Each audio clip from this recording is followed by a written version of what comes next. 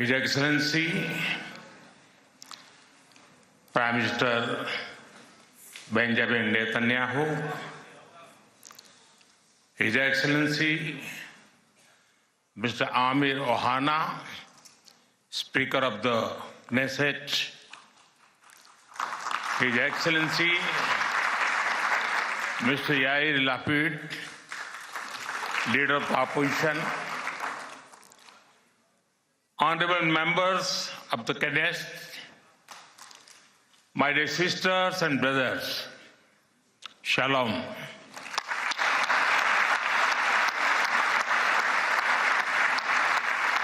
Namaste. Honorable members, it is a privilege and an honor for me to stand before this distinguished House. I do so as the Prime Minister of India and also as a representative of one ancient civilization addressing another. I bring with me the greetings of 1.4 billion Indians and a message of friendship, respect, and partnership.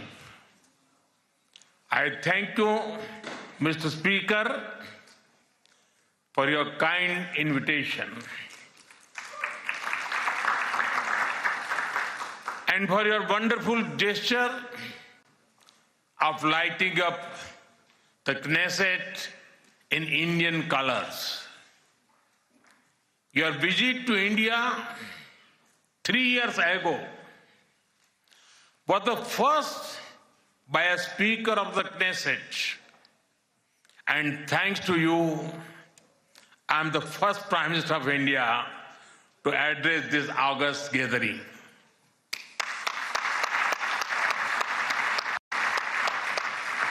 Nine years ago, I had the good fortune to be the first Prime Minister of India to visit Israel. And I'm very happy to be here again, returning to a land to which I have always felt drawn. After all, I was born on the same day that India formally recognized Israel, September 17, 1950.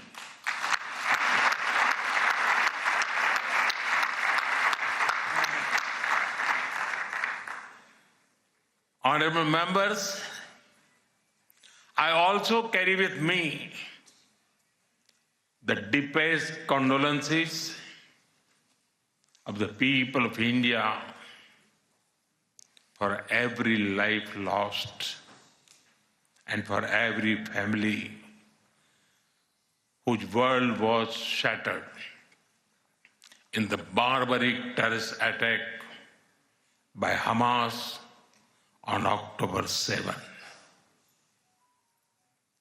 We feel your pain. We share your grief. India stands with Israel firmly, with full conviction in this moment and beyond.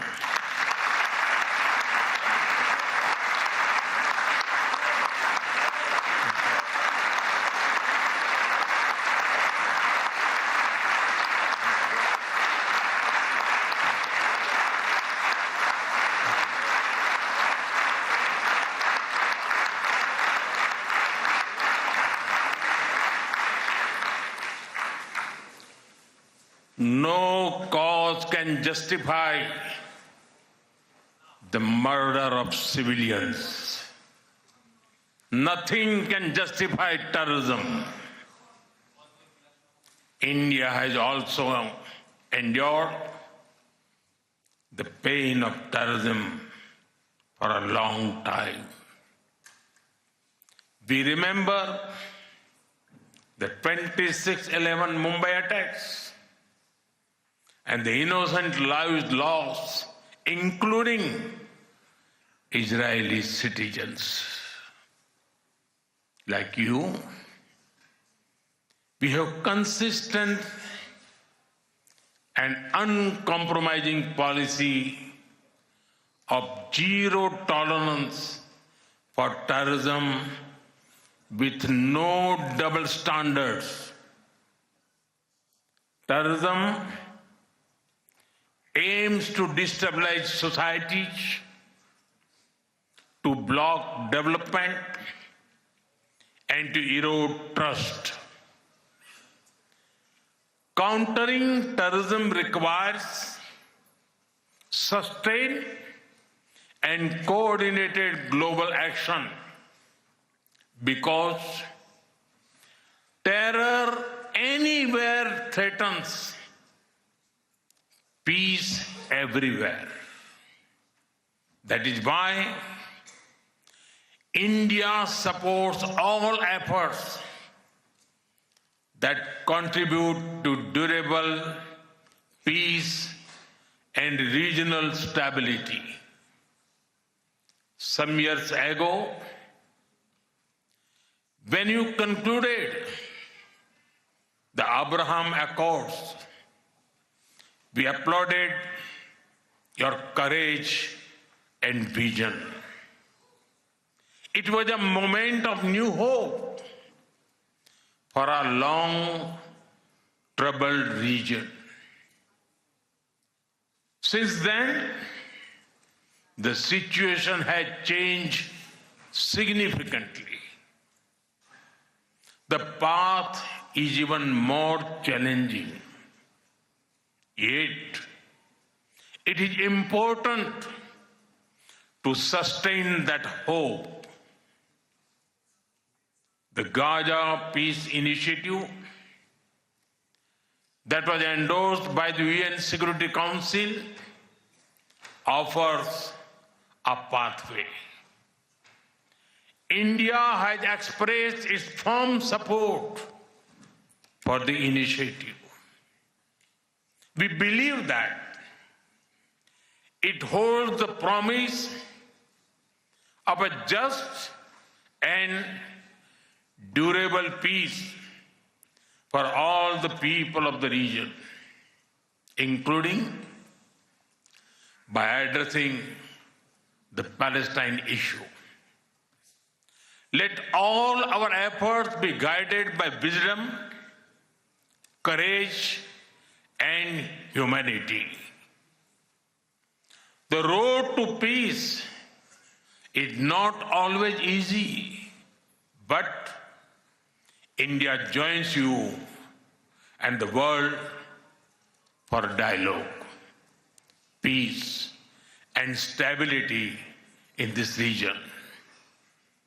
Honorable members, in India, there is a great admiration for Israel's resolve, courage, and achievements.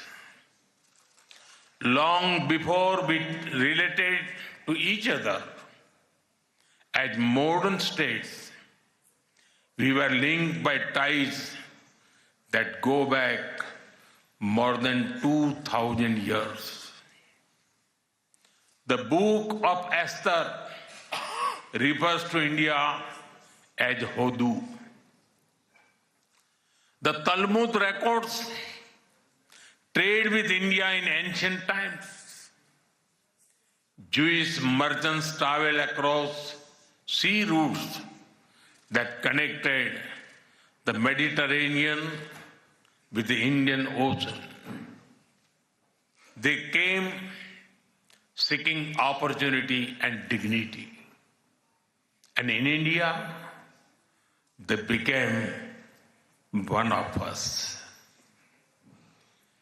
Jewish communities have lived in India without fear of persecution or discrimination. They have preserved their faith and participated fully in society.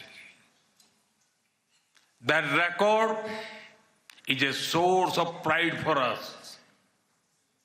Honorable members, the Bene Israel of Maharashtra, the Kochini Jews of Kerala, the Baghdadi Jews of Kolkata and Mumbai, and the Bene Menashe of the Northeast have enriched India. In my home state, Gujarat, there is a school set up by a Bene Israeli family, Mr. and Mrs. Best. It is an excellent school, and of course, it is called the Best School.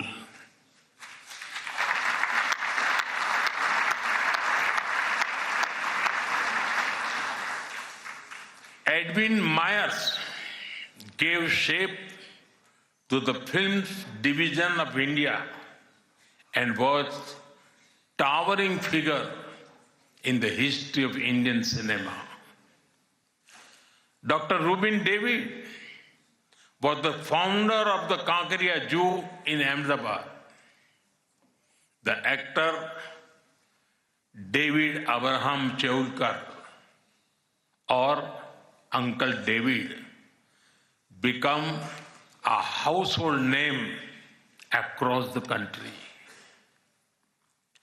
Walter Kaufman composed the signature tune for All India Radio. David Sassoon built many institutions that still serve Indian society. And of course, the heroic contribution of Lieutenant General J.F.R. Jacob during the 1970 war with Pakistan is widely known.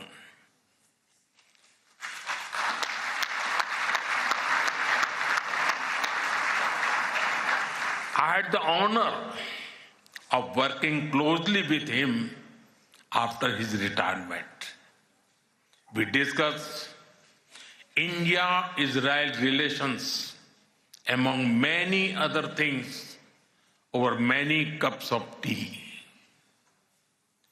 There have been countless others whose contributions are woven into India's rich fabric of life.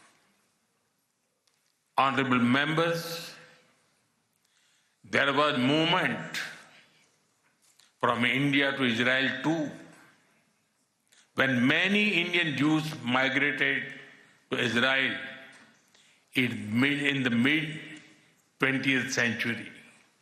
Today, a vibrant Indian origin Jewish community lives here.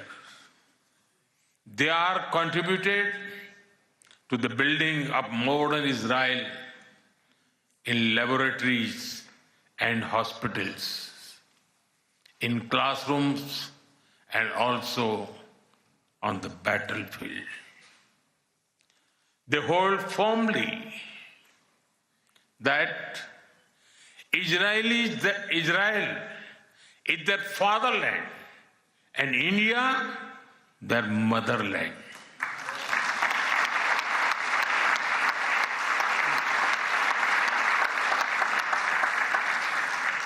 We are proud of them. Honorable members, India's connection to this land is also written in blood and sacrifice. During the First World War, more than 4,000 Indian soldiers laid down their lives in this region. The cavalry charge at Haifa in September 1918 remains a significant chapter in military history. Major Thakur Dalpat Singh, remembered as the hero of Haifa, symbolized the shared history. During my last visit, I was deeply moved to pay my respect at the Haifa Memorial for Indian soldiers.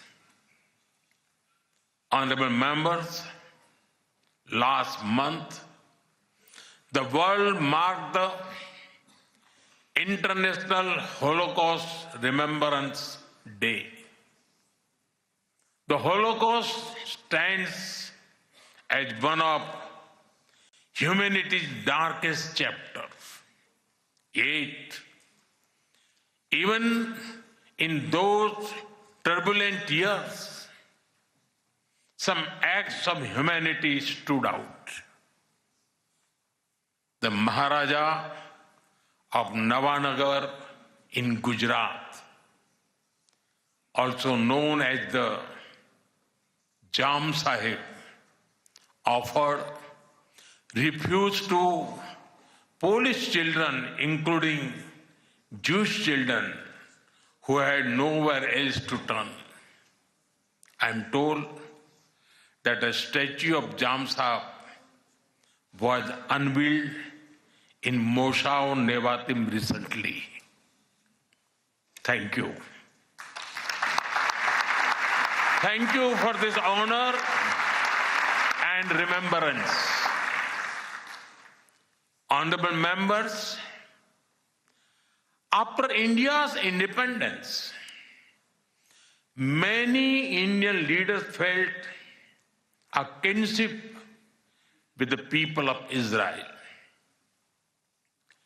India's parliamentary debates of the 1950s are witness to their admiration for Israel's effort to develop agriculture in the desert. The kibbutz movement of Israel inspired our leaders like Acharya Vinoba Bhave and Loknayak Jayaprakash Narayan.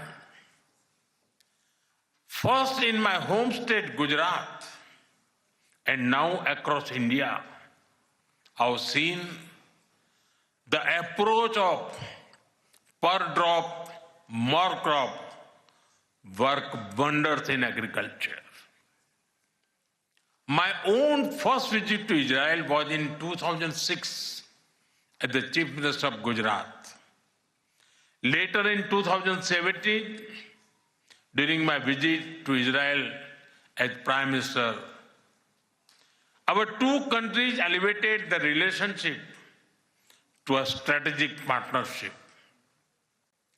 Since then, our engagement has expanded in scale and scope, and we are committed to further consolidate this relationship across many sectors. Honorable members, for the last few years, India has been the fastest growing major economy in the world. Soon, we will be among the top 3 economies globally.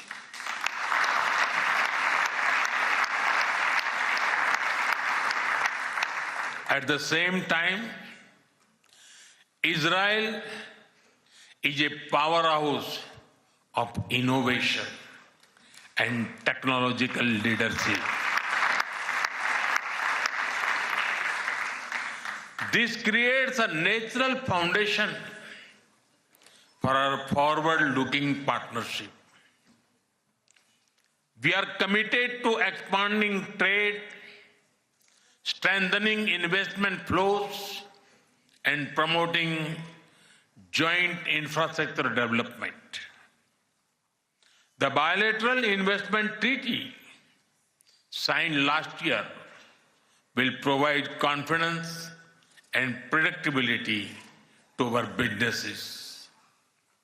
In the last few years, India has concluded a number of important trade agreements with other nations.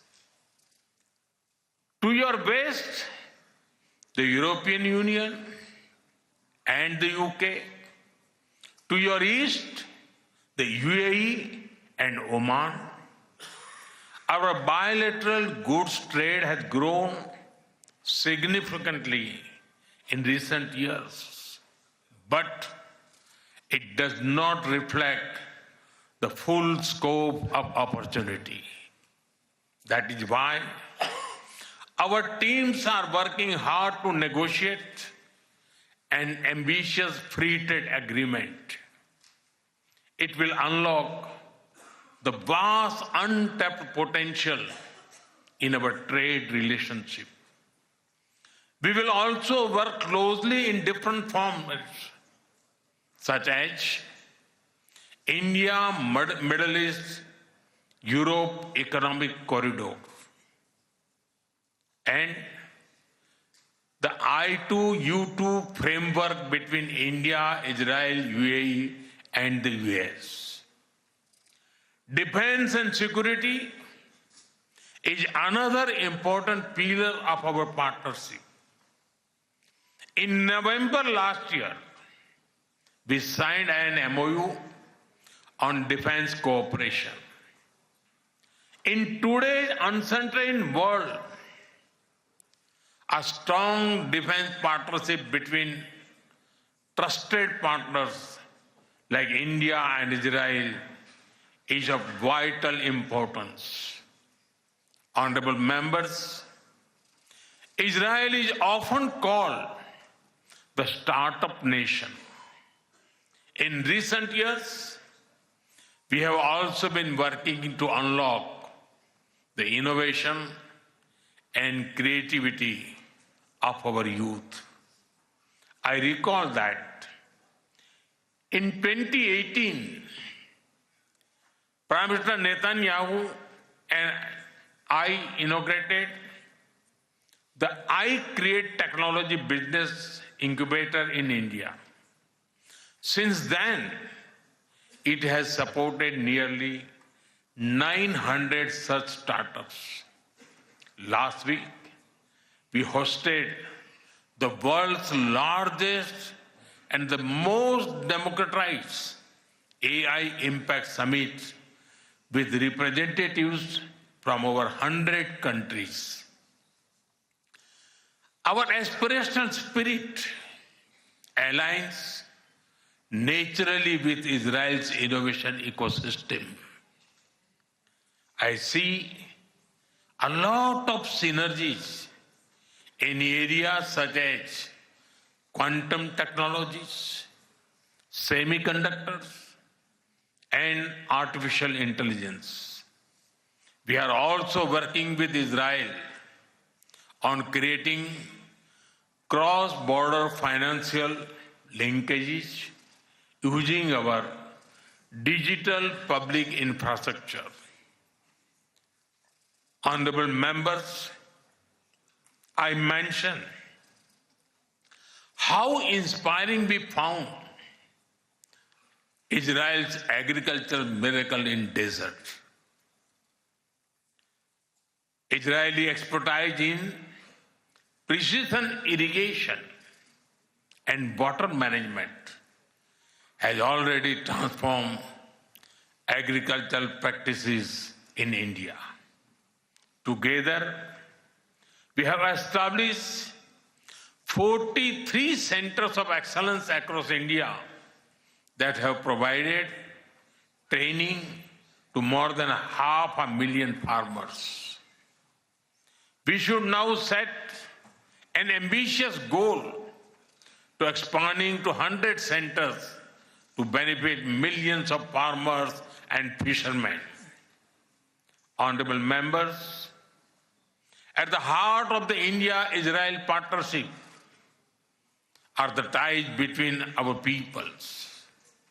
When I first visited Israel in 2006, there were a handful of yoga centers in Israel. Today, yoga seems to be practiced in almost every neighborhood.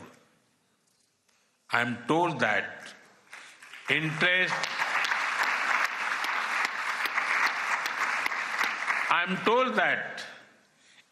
in Ayurveda is also growing in Israel. I invite more and more young Israelis to travel to India.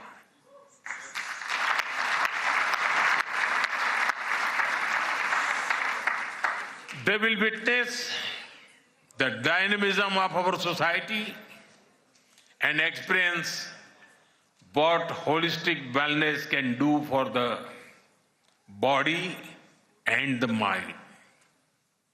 I'm happy to inform this August House that the Indian Parliament has set up a parliamentary friendship group for Israel. I invite you all to visit India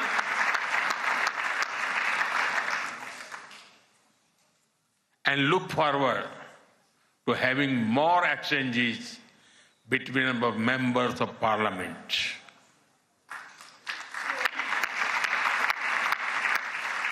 I am aware that Indian caregivers and skilled workers in Israel contribute immensely to families and communities. They have displayed remarkable courage and dedication in times of crisis, including on October 7. We are proud of them.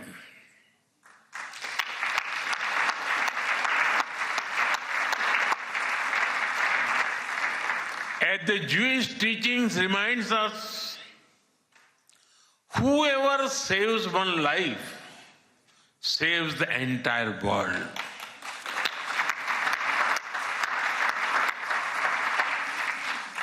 Their service reflects the strength of the human bonds behind our cooperation. We will continue to facilitate the movement of workers and professionals across sectors that benefit both of our nations. Honorable members, we are both ancient civilizations, and it is perhaps no surprise that our civilizational traditions also reveal philosophical parallels. In Israel, the principle of Tikkun Olam speaks of healing the world. In India, Vasudhaiv Kutumbakam affirms that the world is one family. Both ideas extend responsibility beyond immediate boundaries. They ask societies to act with compassion and moral courage. Judaism emphasizes halakha, guiding everyday conduct through law and practice. Hindu philosophy speaks of dharma, the moral order that shapes duty and right action. In both traditions, ethical life is lived through action and faith is expressed through conduct. There is an enduring similarity in our festivals as well. You celebrate Hanukkah with the warm glow of candles, Around the same time, we celebrate Diwali, the festival of lights, with the gentle radiance of lamps. Soon, India will celebrate the festival of Holi, filled with happiness and color. And around the same time, Israel will also celebrate Purim with enthusiasm and joy.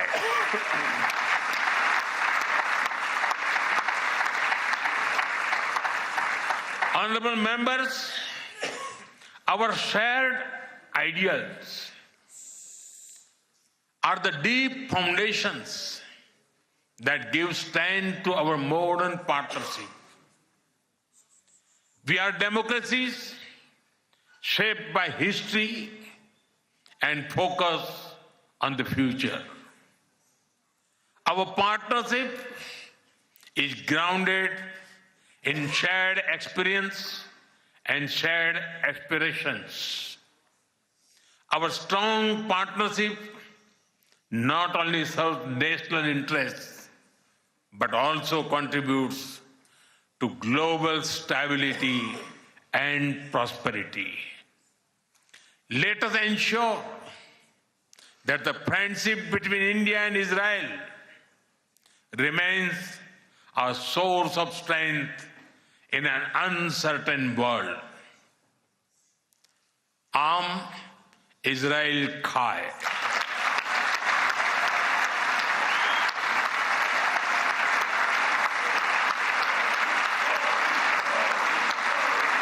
Jai Hind. Thank you.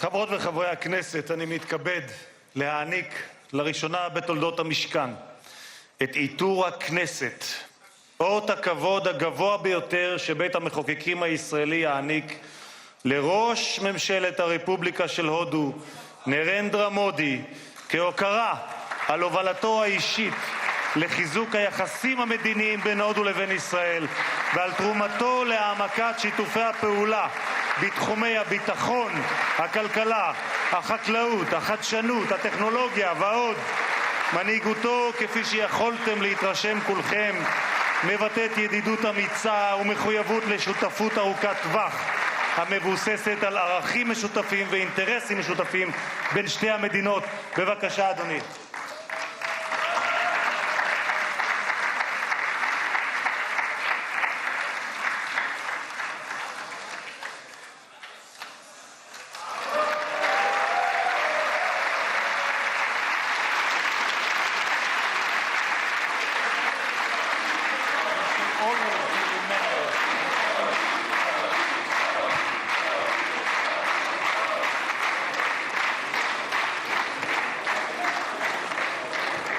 כבוד יושב ראש הכנסת וכבוד ראש ממשלת הודו.